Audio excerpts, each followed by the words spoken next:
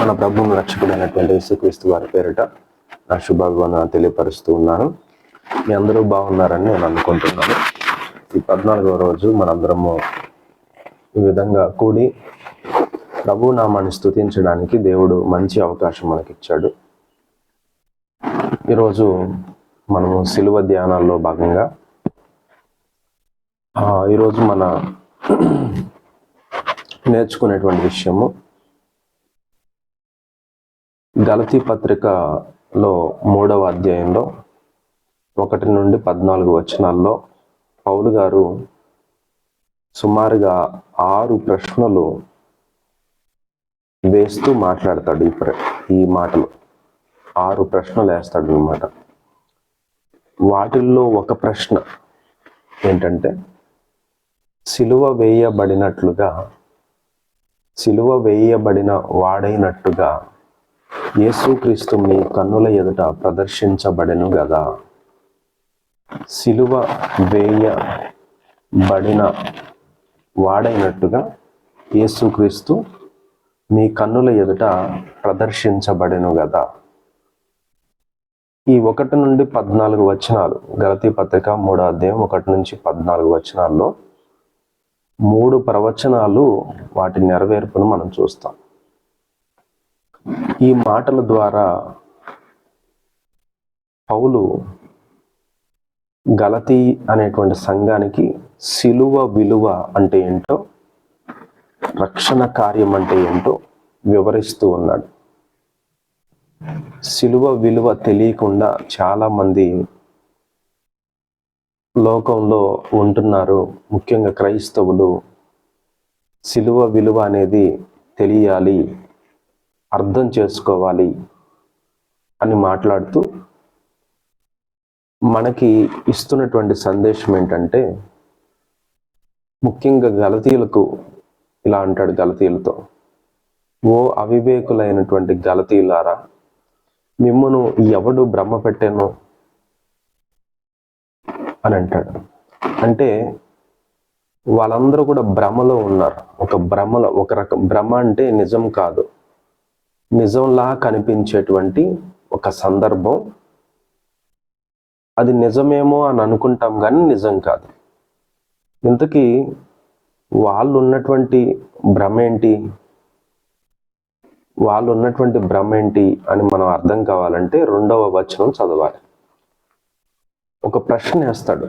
ఏంటంటే, మీరు ధర్మశాస్త్ర సంబంధమైన క్రియల వలన ఆత్మను పొందితిరా, లేక విశ్వాసముతో వినుట వలన పొందితిరా అని అంటాడు. అంటే మనము ఆల్రెడీ గలతీ పత్రిక మనము ఆదివారము వాక్యంలో ధ్యానం చేశాము. అప్పుడు చాలా వివరంగా మీతో చెప్పాను. గలతీ సంఘము అనేది పూర్తిగా ధర్మశాస్త్ర సంబంధమైనటువంటి క్రియలను పాటించేటువంటి వాళ్ళు గలతీ సంఘంలో ఎక్కువ మంది ఉన్నారనమాట. ధర్మశాస్త్ర సంబంధమైన క్రియలను పాటించేటువంటి వాళ్ళు గలతీ సంఘంలో ఎక్కువ ఉన్నారు. వారిని గద్దిస్తూ రాసినటువంటి లేఖ గలతీ పత్రిక. ఆ గలతీ పత్రిక రాస్తూ ఈ ధర్మశాస్త్రం ఎవరైతే పాటిస్తున్నారో వాళ్ళకి దాదాపుగా ఈ 3వ అధ్యాయంలో 6 ప్రశ్నలు వేశాడు. వాటిలో మొదటి ప్రశ్న ఏంటంటే, మీరు ధర్మశాస్త్ర సంబంధమైన క్రియల వలన ఆత్మను పొందారా, లేక విశ్వాసముతో వినుట వలన ఆత్మను పొందారా? ఇది మొదటి ప్రశ్న అన్నమాట.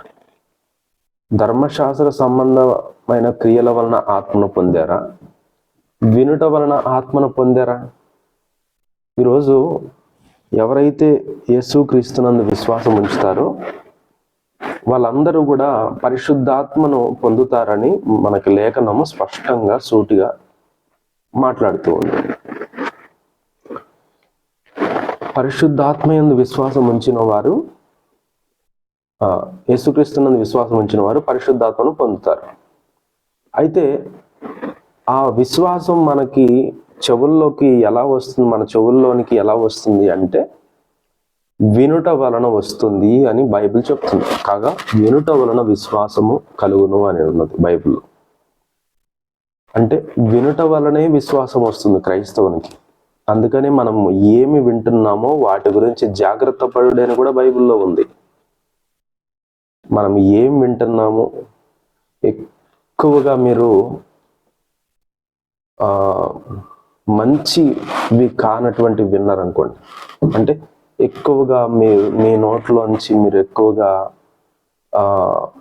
బూతులు, సరసోక్తమైన మాటలు, లేకపోతే చెడ్డ మాటలు ఎక్కువగా విన్నారనుకోండి, మీ మనసంతా కూడా వాటితోనే నింపబడుతుంది.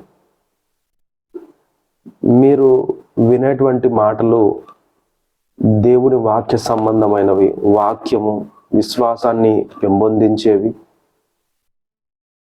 తర్వాత నిజమేంటో తెలుసుకునేవి, వాక్యానికి సంబంధించినవి అవైతే వాటి వలన మన హృదయం నింపబడుతుంది. అలానే వీళ్ళు ఎక్కువగా ధర్మశాస్త్రాన్ని వదిలిపెట్టి క్రీస్తుని నమ్ముకున్నారు గలతీ సంఘం వాళ్ళు. అయితే వాళ్ళు ఏ భ్రమలో ఉన్నారంటే, అరే మనము క్రియలు చేస్తే మనకి పరిశుద్ధాత్మ దేవుడు వచ్చాడు, క్రియలు చేస్తే మనకి రక్షణ కార్యం జరిగింది అనేటువంటి భ్రమలో ఉన్నారు. అందుకనే మీ భ్రమను వదిలిపెట్టండి. ఎవడు మిమ్మల్ని భ్రమ పెట్టాను? ఎవడు మిమ్మల్ని భ్రమ పెట్టాడు? ధర్మశాస్త్రకు సంబంధమైన క్రియల వలన మీరు ఆత్మను పొందారా? మనం ఎన్ని క్రియలు చేసినా మనం రక్షణ పొందలేము, పరిశుద్ధాత్మ దేవుణ్ణి పొందలేము. మరి ఎలా పొందుతాము? విశ్వాసము ద్వారానే పొందుతాం. అందుకనే 3వ వచనం అంటాడు, మీరు ఇంత అవివేకులుగా ఎలా అయిపోయారు? మొదట మీ ప్రారంభమేమో ఆత్మానుసారంగా ప్రారంభించి ఇప్పుడేమో శరీరానుసారంగా మీరు ముగిస్తారా మీ జీవితాన్ని? మనం ఆత్మానుసారంగా ఉంటేనే పరిపూర్ణలం అవుతాం, కానీ శరీర సంబంధములుగా ఉంటే మనం పరిపూర్ణలము కాలేము అని చెబుతూ ఉన్నాడు. మీరు ఒట్టిగానే ఇన్ని కష్టాలు అనుభవించి, ఇంత శ్రమపడి, యేసుక్రీస్తుని అంగీకరించి, ప్రభువుని విశ్వసించి, అనేక శ్రమలు సహించుకొని యేసుక్రీస్తు కోసం జీవిస్తానని తీర్మానం తీసుకున్నారా మీరందరూ కూడా? లేదా దేవుని బిడ్డలుగా ఉంటాము అని ఒక నిర్ణయం తీసుకొని తీర్మానం తీసుకున్నారా అని మాట్లాడుతున్నాడు. ఇలాగా మాట్లాడుతూ ఒక మాట అయితే చూపిస్తున్నాడు, ఏంటంటే అబ్రహాము దేవుని నమ్మెను, అది అతనికి నీతిగా ఎంచబడను. ఈరోజు ఈ ఆన్లైన్ మీటింగ్లో ఉన్నటువంటి మీ అందరినీ కూడా నేను అడుగుతున్న విషయం ఏంటంటే, అబ్రహాము దేవుణ్ణి నమ్మాడు అంటే అబ్రహాము ఏ క్రియ ద్వారా రక్షణ పొందలేదు, నమ్మకాన్ని బట్టి రక్షణ పొందాడు, విశ్వాసాన్ని బట్టి రక్షణ పొందాడు. అబ్రహాంకి ఎలా రక్షణ వచ్చింది? యేసుక్రీస్తు ప్రభు వారు అబ్రహాం టైంలో లేరు కదా, మరి ఎలా రక్షణ పొందాడు? ఇక్కడ బైబిల్ ఏం చెప్తుందంటే, నమ్మటము వలన నీతిమంతుడిగా ఎంచబడ్డాడు అని ఉంది. ఈరోజు కొత్త నిబంధనలో ఉన్నాం. యేసుక్రీస్తు చనిపోయి తిరిగి లేచినటువంటి సంఘముగా, క్రీస్తు శరీరముగా మనందరం ఉన్నాం. యేసుక్రీస్తు యొక్క శిలువ కార్యమును నమ్మితే అది మనకి నీతిగా ఎంచబడుతుంది. అది మన పాపములకు విముక్తిగా ఉంటుంది. ఏం చేయాలి?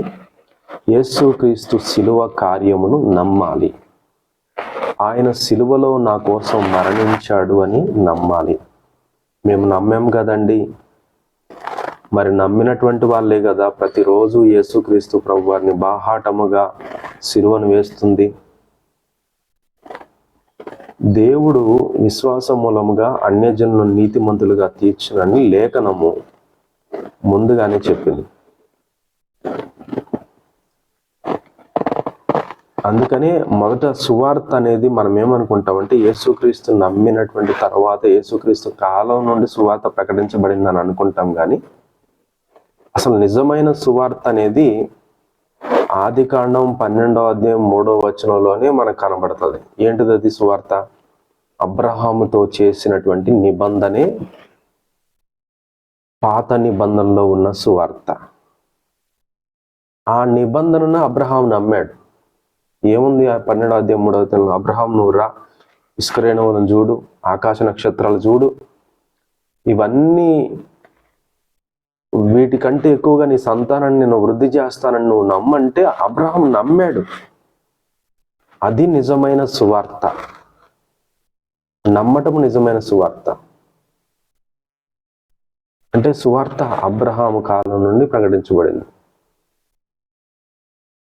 పాత నిబంధనలో ధర్మశాస్త్రం విధించిన క్రియలకు అందరూ కూడా లోనై ఉన్నారు. అయితే ఎప్పుడైతే యేసుక్రీస్తు శిలువ కార్యం జరిగించారో వెంటనే ధర్మశాస్త్రమునకు ముగింపు పలికి, ధర్మశాస్త్రం ముందు ఎవరు కూడా నీతిమంతుడిగా తీర్చబడినటువంటి టైంలో యేసుక్రీస్తు ప్రభువారు నీతిమంతుడిగా తీర్చబడ్డాడు అనే విషయం చెప్తుంది గలతీ పత్రిక. ధర్మశాస్త్రం ద్వారా ఏ మనిషి కూడా నీతిమంతుడిగా తీర్చబడినటువంటి టైంలో యేసుక్రీస్తు ప్రభువారు నీతిమంతుడిగా ఎంచబడ్డాడు. ఎందుకంటే హెబ్రీ పత్రిక 10:38లో మనం ఏం చూస్తామంటే, నీతిమంతుడు విశ్వాసము మూలముగా జీవించును. నీతిమంతుడైన వాడు ఎలా బ్రతుకుతాడు? విశ్వాస మూలముగా జీవిస్తాడు. ఒక విశ్వాసం ఉంటే చాలండి, మనము దేన్నైనా సరే జయించగలుగుతాం. దేవుడు అబ్రహాము పొందిన ఆశీర్వచనము క్రీస్తు యేసు ద్వారా అన్యజనులకు కలగటానికి మనం నిన్న కూడా చెప్పుకున్నాం. యేసుక్రీస్తు మన కోసము శాపమై మనలందరినీ కూడా ధర్మశాస్త్ర శాపము నుండి మనందరినీ కూడా విడిపించాడు అన్నమాట. యేసుక్రీస్తు మన కోసము బలహీనుడయ్యాడని చెప్పుకున్నాం కదా. ఈరోజు యేసుక్రీస్తు మన కోసము శాపమయ్యాడు అనేది కూడా మనం చూస్తాం. ఆయన మనల్ని శాపము నుండి విడిపించడానికి ఆయన కూడా శాపమైపోయాడు. ఎందుకు? అబ్రహాము ద్వారా పొందిన ఆశీర్వచనము క్రీస్తు ద్వారా అన్యజనులుగా పిలువబడుతున్నటువంటి మనందరి మీదకి కూడా రావడానికి ఆయన కూడా శాపముగా ఎంచబడ్డాడు. శాపమైపోయాడు అంటే మనం ఏ వచనాన్ని బట్టి చెప్తున్నామంటే, ద్వితీయోపదేశ కాండము 21వ అధ్యాయం 23వ వచనం ఇలాగ చెప్తుంది. కాగా మాను మీద వేలాడబడిన ప్రతి వాడును శాపగ్రస్తుడని రాయబడి ఉన్నది. మ్రాను మీద వేలాడబడినటువంటి వాడు. ఇప్పుడు యేసుక్రీస్తు ప్రభు వారు కూడా మ్రాను మీదే వేలాడదీయబడ్డారు. మ్రాను అంటే చెట్టుతో చేసినటువంటిది ఏదైనా. ఇప్పుడు సిలువ కూడా చెట్టుతోనే చేయబడింది కదా, ఒక చెట్టులోంచి వచ్చింది కదా. సిలువకు విలువను మనం ఆపాదిస్తాం. వాస్తవానికి సిలువకు విలువను ఆపాదించి కొంతమంది మెడలో వేసుకుంటారు సిలువ, ఇంకొంతమంది ఇంటికి సిలువను కొట్టుకుంటారు మేకులతో, ఇంకొంతమంది ఒంటి మీద పచ్చబొట్లుగా సిలువను పొడిపించుకుంటారు. సిలువ విలువ ఎప్పుడు మనకు అర్థమవుతుందంటే, నువ్వు పచ్చబొట్లు పొడిపించుకున్నప్పుడు, లేకపోతే నీ ఒంటి మీద సిలువేసుకున్నప్పుడు, లేకపోతే నువ్వు దాన్ని ఒక దండగా నీ మెడలో వేసుకున్నప్పుడు నీకు సిలువ విలువ అనేది నీకు తెలియదు. లేకపోతే ఒక చెక్క సిలువను నువ్వు మోసినప్పుడు తెలియదు నీకు. యేసుక్రీస్తు ప్రభువారు ఆ భారమైన సిలువను మనందరి కోసం ఆల్రెడీ ఇప్పటికే మోసాడు. మరలా మరొక్కసారి ఆ చెక్క సిలువను మనం మోయాల్సిన అవసరం లేదు, మనం మెడలో వేసుకోవాల్సిన అవసరం అసలు లేదు, మనము ఒంటి మీద ధరించాల్సిన అవసరం లేదు. ఒకవేళ నాకు అది ఉంటే, నాకు ఒక సెంటిమెంటు, అది ఉంటే నాకు ఒక మేలు జరుగుతుందని నువ్వు ఫీల్ అయితే, మనసులో ఎక్కడైనా అలా అవుతూ ఉన్నట్లయితే అది నీ ఇష్టం. కానీ బైబిల్లో అయితే అది ఎక్కడా చెప్పబడలేదు. అదంతా కూడా నువ్వు క్రైస్తవుడును అని చూపించుకోవడానికి, ఒకవేళ నువ్వు మెడలో ఒక సిలువ ధరించుకుంటున్నట్లయితే నువ్వెవరు అంటే కంటికి కనపడతలేదా, ఇగో నా సిలువను చూడు, సిలువ కనపడతలేదా, నేను క్రైస్తవుడు అని చెప్పుకోవడానికి ఏమన్నా నువ్వు రుజువుగా పెట్టుకుంటే నీ ఇష్టం అది. కానీ దేవుడు కోరుకుంది ఏంటంటే వాటన్నిటికంటే మించి నీ జీవితము సిలువ యాగంగా అవ్వాలి, సిలువ అర్పణగా ఉండాలి. సిలువ వెలువ తెలిసినటువంటి నీవు ఈ మాట నువ్వు గమనించాలి. ఏంటంటే యేసుక్రీస్తు ప్రభువారు సిలువ వేయబడినట్లుగా మీ కన్నుల ఎదుట ప్రదర్శించబడిన గదా అని అంటున్నాడు.